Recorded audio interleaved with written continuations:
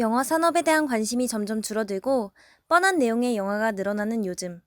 2019년 상반기 한국 영화 시장 내에서 관객 수와 같은 흥행 성적이 압도적으로 좋진 않았지만 흥미로운 스토리와 연출력으로 주목을 받았던 영화 탑5를 밍미이가 선정해보았다. 첫 번째로 1월 9일 개봉한 영화 그린북. 인종차별이 만연했던 1962년 미국을 배경으로 인종차별을 당연시 여겨온 토니와 최고의 피아니스트 셜리가 운전사와 보스로 만나 위험하기로 소문난 미국 남부 투어 공연을 떠나면서 일어나는 일에 대해 그려낸 영화이다. 셜리와 토니의 관계는 일반적인 흑백의 상하관계를 뒤집었다는 점이 흥미롭다. 흑인인 셜리는 교양 있는 예술가이자 고용주이고 백인인 토니는 무식하고 투박한 피고용인이다. 영화의 시대 분위기와 상반된 두 주인공의 상하관계는 긴장과 웃음으로 이어진다. 또한 그린북은 로드무비답게 두 주인공이 변화하는 과정이 핵심 포인트이다. 셜리는 토니를 통해 대중음악과 정크푸드에 눈뜨게 되고 토니는 셜리와의 여정을 통해 인종차별이 잘못되었다는 것을 깨닫게 된다. 무거운 사회적 소재를 위트있게 풀어나가면서 동시에 주제의식과 감동도 잊지 않았다는 점에서 재미와 감동을 둘 다 잡은 작품성 있는 영화라고 할 수 있다. 다음으로 소개할 영화는 4월 11일에 개봉한 미성년이다. 이 영화는 서로 접점이 없던 두 여고생의 부모님들 사이에서 불륜이 생기며 벌어지게 되는 미성숙한 어른들에 대한 이야기다. 이 영화의 감독은 김윤석이며 원래 연기 활동을 하는 배우이다. 사람들은 두 여고생과 두 어머니가 주인공이 되는 영화이기 때문에 김윤석이 어떻게 그들의 마음을 섬세하게 담아낼 것인가를 우려했지만 사람들의 생각과 달리 기대 이상으로 섬세한 연출로 호평을 받아냈다. 이 영화에서의 특이점은 성년보다 더 성숙한 미성년과 미성년보다 더 철이 없어 보이는 성년을 그려내고 있다는 것이다.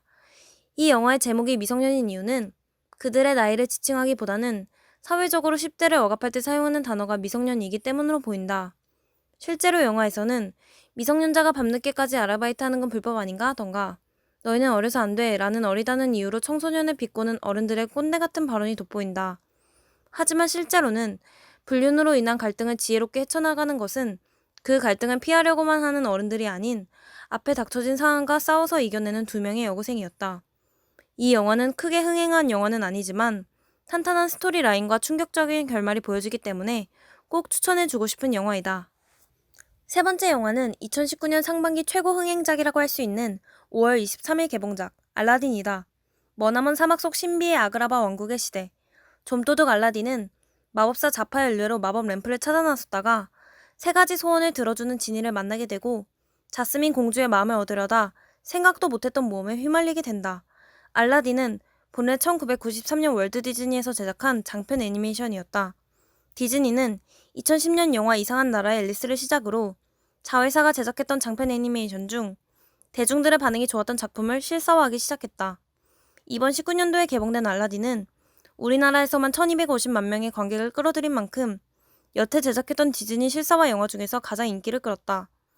알라딘의 인기 요인의 첫 번째, 원작은 그대로 따라하지 않고 새롭게 내용을 각색하였다는 점이다.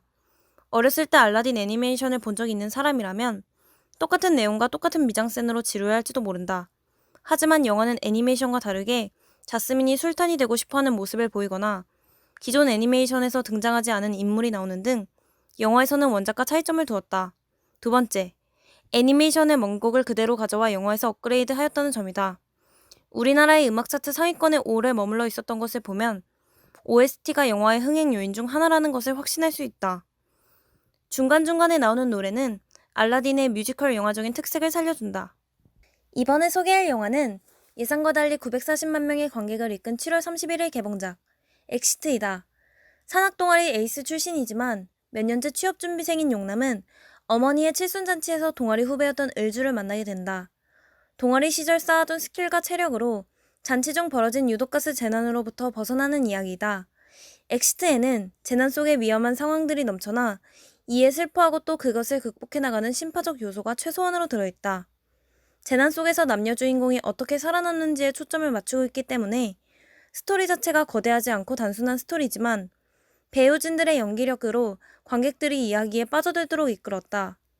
또한 엑시트는 요즘 시대의 트렌드를 잘 녹아내었다. 취업을 하지 못한 취업준비생 남자 주인공, 실시간으로 전송되는 재난 문자, 엄청난 영향력을 지닌 유튜브 크리에이터, 드론을 이용한 방송송신 및 일반인들에게도 보편화된 드론 등이 그 예이다. 이로 인해 관객들이 더 큰 공감을 하며 스토리에 집중할 수 있었다.